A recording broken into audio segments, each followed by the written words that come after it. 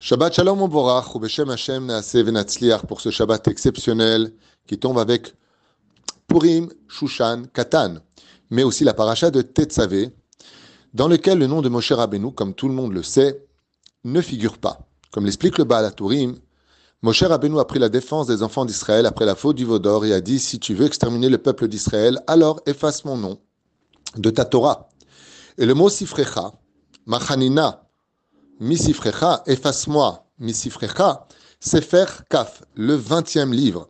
Et les parachutes sont, d'une certaine façon, appelés aussi chaque livre. Chaque paracha est comme un livre de par lui-même, car il est lu de façon hebdomadaire, séparés les unes des autres. Et la 20e paracha depuis Bereshit, c'est la paracha de Tetzavé. Ainsi donc, le nom de Moshe Rabbeinu alav shalom ne figure pas. Mais au sage de nous rappeler aussi que Moshe Rabbeinu, malgré le fait qu'il figure dans pratiquement toutes les parachutes depuis Shemot, dans la Torah, à part encore quelques-unes, eh bien, on n'a jamais autant parlé de Moshe que dans la paracha où il ne figure pas. Pour nous enseigner que tout celui qui saura vivre dans l'humilité, s'effacer pour les autres, ou plutôt remonter les autres et prendre la défense des autres, au point que son nom n'apparaît plus, eh bien, on ne fera parler que de lui. Car la meilleure façon d'exister, c'est d'exister pour Dieu et pour son peuple.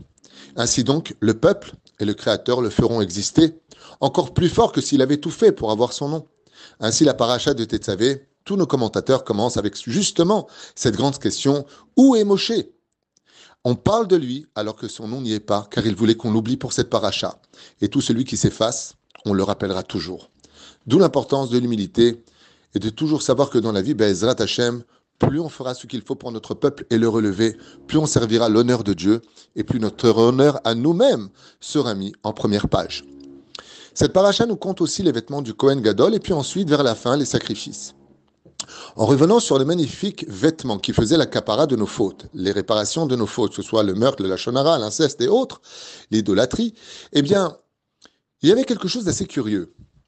La Torah demande à Aaron de préparer 12 pierres, qui représentent les 12 tribus, qui devaient être taillées, travaillées, polies, pour que chacune de ces pierres aille se situer d'un côté 6 pierres à droite et de l'autre 6 pierres à gauche, sur les épaules du Kohen Gadol.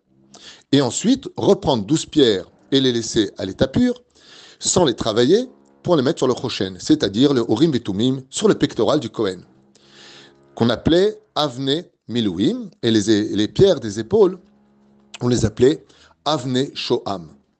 Au sage de poser la question et de nous dire, pourquoi placer 2 fois 12 pierres pour les 12 tribus, d'un côté sur les épaules et de l'autre côté sur le pectoral? Et la réponse est très belle. Et elle vient nous apprendre une grande logique dans la vie de celui qui veut rester un serviteur de Dieu. Quand on vient te demander de l'aide, à l'image du Kohen Gadol qui était là pour servir son peuple, de Yom Kippourim jusqu'à Yom Kippourim, il priait pour le peuple, trouvait des solutions, donnait des réponses, arrangeait les choses. Eh bien, dans la vie, des fois, quand on veut aider une personne, on se sert de ses épaules pour le soulever. Si tu peux agir physiquement, si tu peux agir avec financièrement ou réellement le soulever, faire quelque chose pour lui, fais-le. Mais si tu ne peux rien faire pour lui, alors n'oublie pas qu'il y avait aussi 12 pierres qui représentent les 12 tribus. Pour chaque juif, et peu importe sa tendance, aide-le avec ton cœur, prie pour lui, encourage-le, trouve de bonnes paroles, redonne-lui vie, avec confiance en soi. Et ainsi donc, le Kohen Gadol ne pouvait pas se trouver qui d'aider qui que ce soit, car les 12 pierres sur ses épaules l'obligeaient à aider de façon physique tout juif qui était en difficulté, et les 12 pierres qui se trouvaient sur son torse lui rappelaient qu'il devait aussi aider tout juif de façon spirituelle.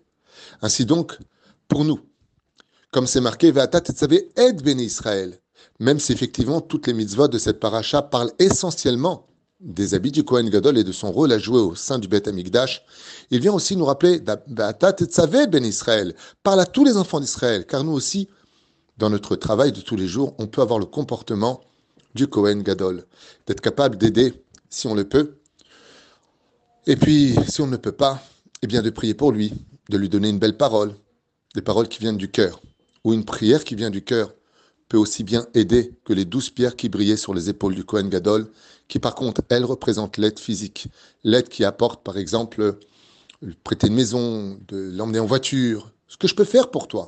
Mais celui qui n'a pas de voiture ne pourra pas le faire. Mais il pourrait donner un coup de téléphone à quelqu'un pour qu'il l'emmène.